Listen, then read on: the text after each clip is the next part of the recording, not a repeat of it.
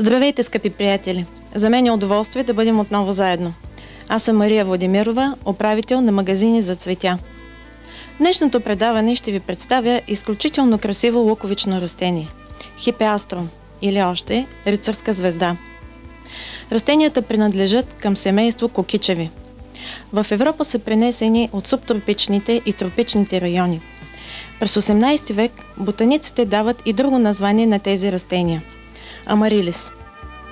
Години по-късно растенията се разделят на два отделни рода – хипеаструм и амарилис.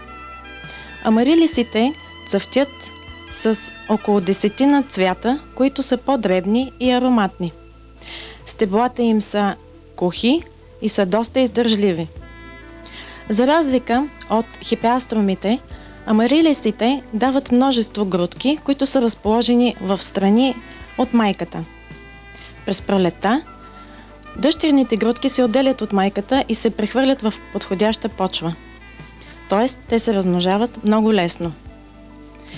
За разлика от амарилисите, хипеаструмите цъфтят с забележителни, едри, фуниевидни цветове, но те са лишени от аромат. Хипеаструмите не са толкова издържливи на ниски температури. Багрите на цветовете могат да бъдат бели, розови, червени, но в резултат на упорит труд са създадени десетки хибриди.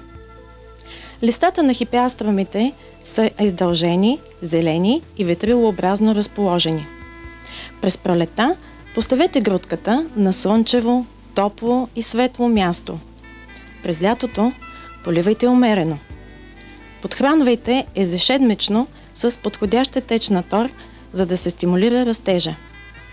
Често цветоносното стъбло изпреварва листната маса.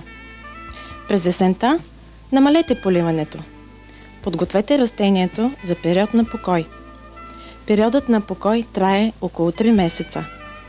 През това време оставете саксията на топло, но преустановете поливането. От казаното до тук става ясно, че амарилисът се гледа изключително лесно. Това е едно прекрасно растение, което създава настроение във всеки дом. Подходящо е за дома, офиса и зимната градина. За днес това беше всичко от мен.